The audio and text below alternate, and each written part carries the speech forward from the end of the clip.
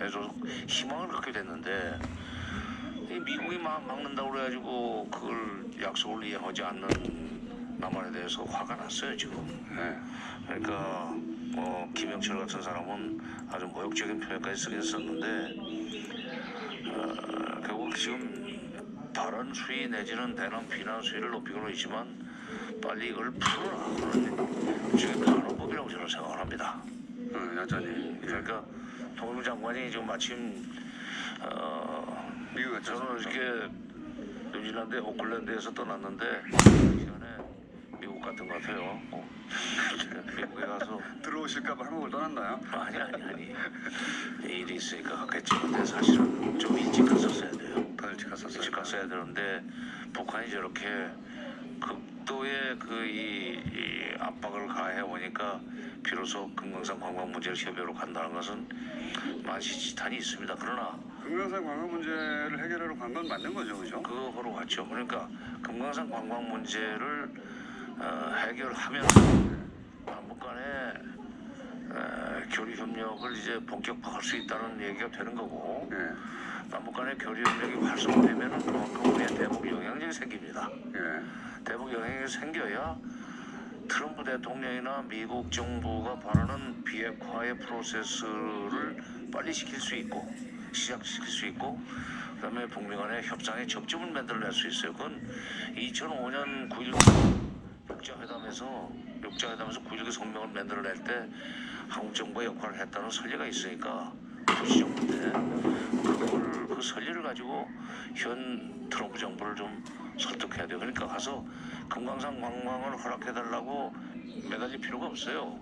그래서는 안 되고 나라 체면이 있는데 그러면 안 되고 한국이 나서서 중재 역할을 해야만 이렇게 문제가 풀리게 돼 있는데 그러려면은 남북 경제 협력이 약속한 대로 진행될 수 있도록 미국이 이걸 도와줘야 된다. 이렇게 얘기를 해야 돼요. 근데 지금 북한이 세운 정책을 보면 정책이 이렇게 보이는데요. 그런 남쪽 필요 없다.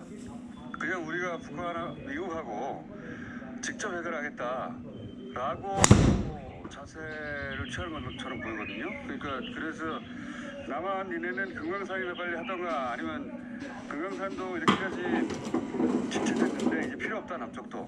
근데 그건 북한이 그러니까 미국이 압박을 통해서 북한의 태도 변화를 끌어낼 수 있다고 착각이듯이 계속해서 착각하고 있죠. 착각이듯이 북한이 미국과 끝까지 전술을 써가지고 미국의 태도를 바꾸겠다고 하는 것도 착각입니다. 양자간에는 문화의 차이가 있고 그 다음에 또 여러 가지 국가 이익의 차이가 있는데 그걸 중간에서 연결시킬 수 있는 중재자 촉진제가 반드시 필요해요. 이 말의 뜻은 이 말이다. 또는 저 말의 뜻은 저 말이라고 해결. 바로 그렇죠. 그러니까 그 역할을 지금 중국은 할 수 없어요. 미국이 미워하니까. 그다음에 북한에 대해서도 중국은 북한이 필요하면 쫓아가서 도움을 요청하지만 그러나 중국은 중국대로 자기 계산이 있기 때문에 그런데 나설 수 있는 처지를 하니까 또 미국한테 또 몰리는 측면도 있고 그러니까 그걸 우리가 이번에 다시 중재자 촉진제 역할을 하기 위해서 김현철 장관이 북미 간에 다리를 놓고 중재자 촉진자 역할을 하겠다는 그 방법으로서 그러기 위해서는 금강산 개성 공단을 약속한 대로 4월 27일, 9월 19일 약속한 대로 할 수 있도록 미국이 좀 그리고 어차피 이것은 유엔 대북 제재와 무관하게 대한민국 대통령의 명령으로 시작이 된 거예요. 그러니까 대한민국 대통령이 문재인 대통령이 다시 시작하겠다는 결심을 가지고 밀어붙이면 돼요. 근데 미국이 이거 반대하는 건 맞는 거 아닙니까, 그죠? 반대하는데 반대하는 이유가 그런 것을 전부 다 틀어막으면은 답답하고 경제적으로 어려워지면은 미국이 시키는 대로 손들고 나올 거다. 그건 완전 착각이죠. 그건 착각이죠. 북한이 그런 적이 단 한 번도 없죠. 북한은 그렇게 간단하게 보면 안 되는데 미국이 작은 나라는 그렇게 우습게 보는 경향이 좀 있어요. 그러나 미국 북한보다는 좀 큰 나라지만 결국 60년대에 당하지 않았어요. 그러니까 마침 오늘이 금강산 관광 시작한 지 11월 18일 시작했으니까 21주년이에요. 아 그래요? 11월 18일 아니야 오늘. 예. 그걸 또 세고 계셨어요. 네, 그때 21년 전에도 사실은 예. 미국의 허락을 받아서 금강산 관광을 시작하려고 그랬으면 그때 없었습니다. 그때 뭐 북한이 미사일 쏘고 말하자면 국제 여론을 나쁘게 만드는 그 일들을 많이 했었어요. 그럼에도 불구하고 금강산 관광은 김대중 정부 또는 김대중 대통령 입장에서 이게 햇볕 정책의 옥동자나 다름없었기 때문에 이거는 어떻게든지 순산을 해야 되겠다. 그래서 미국과 사전 협의 없이 일단 출항을 시켰죠. 그랬더니 그 이튿날, 다음 날이구나, 20일 날, 11월 20일 날 한미 정상회담으로 들어온 클린턴 대통령이 청와대 들어오면서 첫 인사가 그 배가 떠나는 장면을 도쿄에서 봤는데 텔레비로 매우 아름답더라. 축하합니다. 그럼 끝났어요. 만약 그때도 미국하고 사전협의 시작했으면 뭐 미사일 쏘는데 뭐 여러 가지 핵 의혹이 다시 불거졌는데 조금만 달렸겠죠. 무슨 금강산이냐 하는 식으로 막았을 겁니다. 그러니까 지금 미국의 김현철 통일부 장관이 갔다 와서는 금강산 관련해서 어떤 획기적인 정책의 전환과 함께 뭘 돌파구를 뚫어내야 된다. 금강산을 통해서. 그러니까 이게 금강산 관광이나 개성공단 관련된 돌파구를 열고 와야 돼요. 네. 열고 오면은 그게 한국 정부의 뭐 공로가 되는 그런 차원이 아니고 북핵 문제를 빠른 속도로 진전 해결시킬 수 있는 그런 그 역할이 우리한테 주어질 수 있다니. 트럼프 대통령이 그 원리를 알아야 돼요. 그러니까 지금 대통령 직접 만나지 못하고 뭐 스티븐 비건이, 의원이, 백악관 보좌관 이런 사람들 만나는 것 같은데 이제 그런 얘기가 얼마나 트럼프 대통령한테 제대로 전달되는지 그게 문제입니다. 트럼프 대통령이 직접 들으면 아마 쉽게 결론을 낼 거예요. 오케이, 알았다. 그렇게 하자. 한 달밖에 안 남았는데 이제.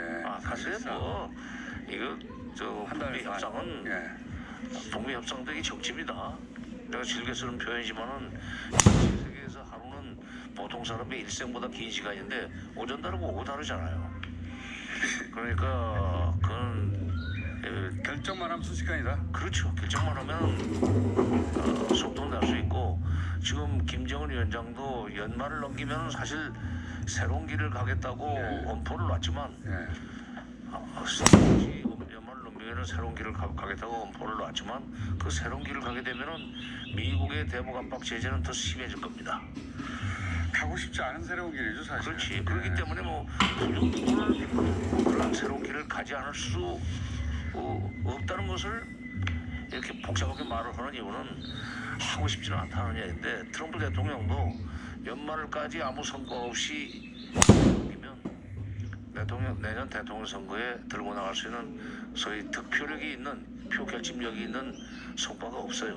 그것도 그렇지만 거꾸로 ICBM이라도 다시 쏘고 그러면 그러면 트럼프는 이제 그러면 재산을 물고 넘어가는 북한은 그걸 믿고 있는 것 같아요. 그렇죠. 그러니까 선거를 망쳐버리겠다. 이 카드가 남아있다. 이게 마지막 바로 그겁니다. 마지막 카드로 들고 있는 셈인데 트럼프 대통령이 또 그런 식의 이제 뭐랄까요 협상장에서 상대방 약점을 잡고 흔드는 협상 수레는 거꾸로 돼간데 자기가 그렇게 압박받는 거를 굉장히 싫어할 것 같아요. 근데 그 사람이 뭐 아트 오브 더 딜이라고는 협상의 예술이라고는 기술 예술이라고는 책도 썼지만 미국에서 부동산 거래를 놓고 협상하는 거 소위 정치 문화가 다르고 그다음에 세계관 자체가 다르고 국제 정치를 바라보는 시각이 다른 북한과의 협상은 부동산 거래에서 협상하고 다릅니다. 근데 이건 가능합니까? 북한이 지금 이 금강산 관광 개발에 남측이 끼어들 자리가 없다. 물론 뭐 김정은 위원장이 한 말은 아닌데 이렇게 세게 나오는데 다시 입장을 바꿔가지고 잘해보자가 됩니까? 과거에 그 현역으로 계실 때나 조급증을 유발하려고 그러는 그 표현이죠. 그러니까 끼어들 자리가 없다. 그거는 빨리 이 문제를 해결해서 이런 식으로 여지를 주지 않는 표현을 씁니까? 북한이 가끔씩 극단적인 표현이 한두 번 썼습니까? 많이 썼죠. 무슨 숨을 곳이 이 행성에는 없다 하는 식의 표현도 쓰고. 그러니까 표현은 아주 예술이에요. 예. 그러니까 이것도 우리가 이런 표현을 썼다면 정말 끝이라는 표현인데 북쪽은 이번에 좀 독한 표현을 많이 썼기 때문에 바로 그 말을 단어 뜻대로 해석할 것이 아니라 행간을 읽어야 돼요. 북한 말은. 그러니까 빨리 좀 해결하자. 빨리 해결하자는 그런 그렇기 때문에 김현철 장관도 제가 해외에서 보니까 북한의 정확한 의도를 좀 이해를 못하겠다는 얘기를 하던데 정확한 의도는 사실 짐작이 가지만 말했다가는 또 책잡히니까 말을 안 하실 뿐일 거고 제가 생각하는 거 비슷한 생각을 할 겁니다. 그리고 이걸 가지고 설득을 해야 돼요. 근데 이제 결국 빨리 문제 해결하자는 얘기고 그러기 위해서는 한국이 나서야 되고 한국이 나서는 것은 북미 협정을 맺기 위해서 한국이 나서야 되는데 그러려면 금강산 관광이나 개성공단에 대한 희망을 줘서 내년도 신년사에 금년 신년사에 말했던 것이 지금 그 물 건너가는 그런 형국이 되기 때문에 김정은으로서는 자기 북한 주민들한테 굉장히 좀 입장이 연이 안 안 서게 됐어요. 영이 안 서게 됐어요. 이거를 연도 안 쓰고 영도 안 이걸 좀 제발 살려줘야 됩니다. 그러게 말해요. 그러면은 우리 말을 들을 거고 우리 설득에 의해서 북미 협정을 빨리 만들 수 있다. 그러니까 미국한테 가서 그 얘기를 해야 돼요. 당신네 같이 지금 압박과 제재로 북한을 굴복시킬 수 있다. 그건 착각이다. 회유 트위터로 회유 소용없다. 결국은 협상과 대화로 가야 되고 그러려면 과거 그 부시 정부 시절의 북핵 문제 해결 방법이었던 북미 간에 한국이 중재자 중치자 역할을 하는 미국보다 반발 먼저 우리가 가겠다. 그렇죠. 그런 거니까. 바로 그거예요. 미국보다 반발 먼저 우리가 가야만 앞으로 나가야만 북한을 반발 앞으로 끌어낼 수 있다. 그렇게 해서 만나게 해주마. 그 얘기를 지금 김현철 장관이 미국의 거의 정도로 얘기를 좀 하고 설득을 하고 해야 됩니다. 그 김현철 장관이 굉장히 중요한 인물을 들고 왔네요. 아니 그 비행기에서 지금 내릴 시간이 됐는지 모르지만 통일부 관리들이 빨리 그런 얘기를 하는 사람이 있다는 것을 보고를 해야 될 거예요. 가서 애원하는 식으로 해서는 절대로 안 됩니다. 알겠습니다.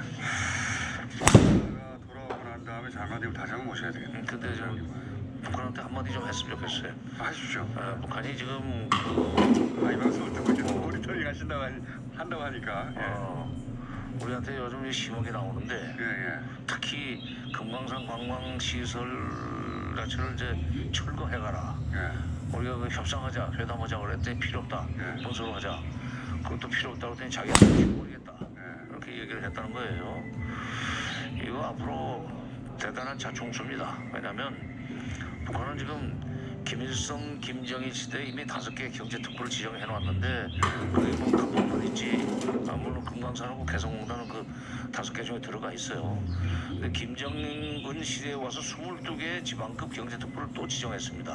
그게 해안선 따라서 동서로 그리고 또 압록강, 두만강 그 강변으로 중국과 일본, 한국의 경제 유치를 지금 전제로 하고 했다고 봐야 돼요. 우리 기업들한테도 그런 비슷한 얘기. 그렇지. 우리 기업들은 말 것도 없고. 근데 지금 최초의 대북 투자 사업인 금강산 관광 사업 이렇게 일방적으로 그냥 자기들 이 기부단에서 일을 하면은 앞으로 누가 투자할 거예요.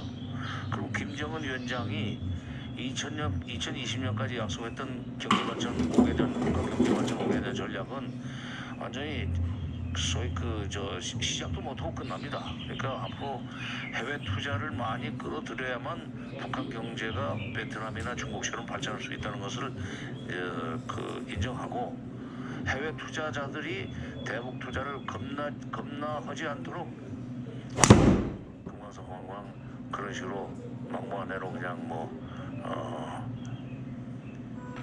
그렇게 협박적으로 해서는 안 된다 하는 기본 얘기. 사항은 알겠는데 트럼프 대통령이 생각을 올바로 갖도록 김여정 장관이 역할을 하는 것도 중요하지만은 이번에 이 시점에 지금 그 북한이 금강산 관광 문제를 지금까지 말한 대로 그대로 그냥 행동 옮기면은 앞으로 대북 투자할 기업, 대북 투자할 나라는 알겠습니다. 양쪽 모두의 메시지를 주셨는데 김현철 통일부 장관 돌아오면 얘기 좀 해보실 거 아닙니까? 이제 같이 정부실 일하는 분으로서 선배로서 얘기 좀 듣고 다시 한번 나와주세요. 얘기 듣는 게 아니라 신문에 나오겠지. 신문에 나오겠지. 신문에 나오지 않은 이야기도 들으실 거 아닙니까? 그때 다시 모시기로 하겠습니다. 요즘 모시기가 굉장히 어렵습니다.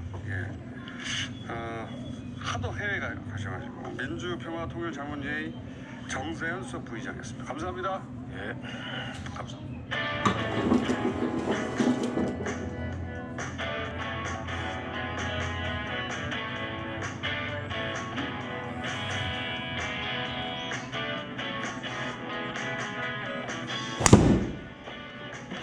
자, 일본 이야기 잠깐 해보겠습니다. 일본에서도 뉴스 많습니다. 일본 게이센 여학원대 이영채 교수 전화 연결되어 있습니다. 안녕하세요. 네, 안녕하세요. 우리도 방위비 뉴스가 계속 5배를 요구해서 나오는데 일본에도 4배 80억 달러, 우리한테는 50억 달러 요구했습니다. 80억 달러 요구했다고 하더라고요. 일본의 반응은 어떻습니까? 예, 일본도 지금 한국의 방위비 협상을 보면서 많이 긴장하고 나도 떨고 있는 거냐 이런 거죠. 실질적으로 그 볼턴 전 안보실장이 예전에 그만두기 전에 올해 7월 달인데 그때 이미 벌써 미국은 일본에게 4배에서 5배를 요구했다. 네네. 지금 매년 약 20억 달러를 지불하고 있는데 그러면 몇 달러가 되는 거죠. 근데 아사히 신문 보도에 의하면 이것은 상상할 수 없는 숫자다라고 이야기를 하고 있고 그렇겠죠. 그래서 최근에 한국의 지금 방위비 이 협상을 보면서 일본은 물론 지소미아 종결 이것이 연기되느냐 안 되느냐를 보고 있지만 또 한편으로는 한국의 방위비 분담으로 미국에서 양대 지소미아하고 방위비로 둘 다 공격을 당하고 있다라고 보도를 하지만 내심으로는 이 방위비 협상은 일본에게 돌아오는 부메랑이기 때문에